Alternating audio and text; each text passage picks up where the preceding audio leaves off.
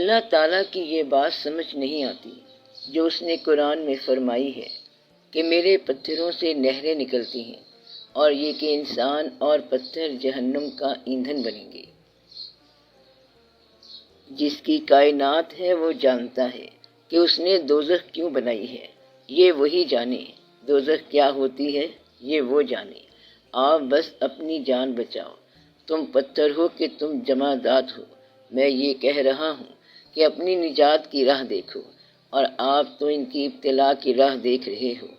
آپ کو اپنی نجات کی راہ دیکھنی چاہیے۔ سب پتھروں سے نہریں جاری نہیں ہوتی ہیں۔ کچھ پتھر ہیں جن کا تخصیص کر کے بتا دیا گیا ہے۔ ایک پتھر اسود ہے، ایک احمر ہے۔ ان کا فرق سمجھ لو، یہ رنگ کا فرق ہے۔ اللہ تعالیٰ نے لوگوں کے بارے میں بیان فرمایا ہے کہ ہم نے تم کو فضیلت دی، تمہیں محبوب کیا، تم پر بڑے انعامات ہوئے، اور آگے پھر یک لخت اللہ فرماتا ہے کہ تمہارے دل سخت ہو گئے جیسے کہ وہ پتھر ہیں۔ یعنی کہ یہ انسان کا خدا سے دور ہونے کا نتیجہ بتایا کہ تم پتھر ہو گئے۔ یہاں اتنے بڑے کام کی بات کی ہے اور لطف دار بات ہے، اور اگر اس کو غور سے سمجھو کہ اللہ نے کیا کہا کہ تمہارے دل پتھر ہو گئے جیسے کہ وہ پتھر ہوں، حالانکہ میرے پتھروں سے بھی نہریں جاری ہیں اور وہ بھی روتے ہیں، اور تم روتے ہی نہیں ہو۔ تمہارے دل اتنے سخت ہو گئے ہیں کہ تمہاری آنکھ پتھرا گئی، تو اس پہ غور کیا کرو۔ یعنی کہ نہ رونے والے انسان کو پتھر سے بدتر کہا ہے۔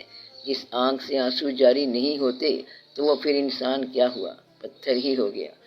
تو پھر رونے والا پتھر جو ہے یا رونے والا آدمی جو ہے، یہ اگر دوزخ میں جائے تو پھر دوزخ ٹھنڈی ہو جائے گی۔ آپ کا دوزخ کے ساتھ کیا تعلق ہے؟ بلکہ دوزخ ہے ہی یہی کہ آنکھ کا پتھر ہو جانا۔ جس دوزخ کی خوراک اور آگ یہ پتھر ہیں، اس پتھر کو آگ لگی ہوئی ہے۔ انسان ایک تو گناہ کرتا ہے اور پھر اکڑتا ہے، ایک تو دوزخ میں جا رہا ہے اور پھر پتھر بنا ہوا ہے۔ تو یہ پتھر ہے دوزخ کی خوراک۔ کون سا؟ جو اکڑا ہوا پتھر کی طرح ہے، اور خوراک دوزخ کی ہے۔ پتھر دل انسان پتھر ہی بن کر جہنم میں جا رہا ہے، وہ جہنم کا ایندھن ہے، کیونکہ پتھر دل ہے۔ اس پر مانگنے والے کا ذرا اثر نہ ہوا۔ اس نے کہا کہ خدا کے لیے دے، لیکن یہ پتھر کا پتھر ہی رہا، تو یہ پتھر دوزخ میں جا رہا ہے، اور اس دوزخ کی خوراک یہ پتھر ہے، جس کو نہ اپنے اوپر رحم آیا اور نہ بیگانے پر رحم آیا، تو وہ ظالم ہے۔ اللہ تعالیٰ نے تو بڑی بڑی باتیں بتائی ہیں۔ آپ لوگ اللہ کی باتوں کو بڑے غور سے دیکھا کرو تاکہ بحث نہ ہو۔ سوال وہ پوچھا کرو جو بات آپ کو سمجھ نہ آئے۔ سب سے اچھا خوش قسمت انسان اور سب سے بڑا بدقسمت انسان کون ہے؟ جو امیر ہو اور نرم دل ہو، جس کی جیب بھی بھری ہوئی ہو اور نگاہ بھی بھری ہوئی ہو، وہ سب سے خوش قسمت انسان ہے۔ اور سب سے بدقسمت انسان کون ہے؟ وہ جس کی جیب بھی خالی ہو اور دل بھی خالی ہو، ایسا شخص بدقسمت ہے۔ غریب ہو کے ظالم ہونے والا آدمی سب سے زیادہ بدقسمت ہے۔ اس طرح بڑے لوگ نظر آئیں گے کہ غریب اور پھر ظالم ہیں۔ آپ لوگوں کو بتانے کا مقصد یہ تھا کہ آپ دل میں کبھی سوچو کہ جنت میں آپ کے خیال میں جو لوگ آپ کے قریب ہونے چاہیے، تو آپ زندگی میں ان لوگوں کے قریب رہنا، یہ آدھی جنت ہے۔ تو آپ کے مطابق جو لوگ جنت میں آپ کے قریب ہونے چاہیے، زندگی میں ان کا قریب رہنا اور مکانوں میں دیوار نہ ڈالنا۔ اگر یہ غلطی کر بیٹھے ہیں، دیوار ڈال بیٹھے ہیں، تو پھر مٹا دو۔ تو جن لوگوں سے مل کر جنت میں رہنا چاہتے ہیں اور یہ آپ چاہتے ہیں کہ جنت میں وہ آپ کے پاس ہوں، تو زندگی میں ان کے ساتھ محبت سے رہنا، یہ آدھی جنت ہے۔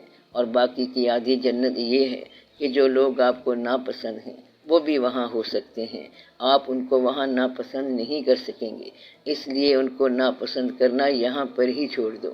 اس طرح آپ کی جنت بن گئی، اور جنت یہاں سے بنا کر جانی ہے۔ جنت کہاں سے بنا کر جانی ہے؟ یہاں سے ہی بنا کر جانی ہے۔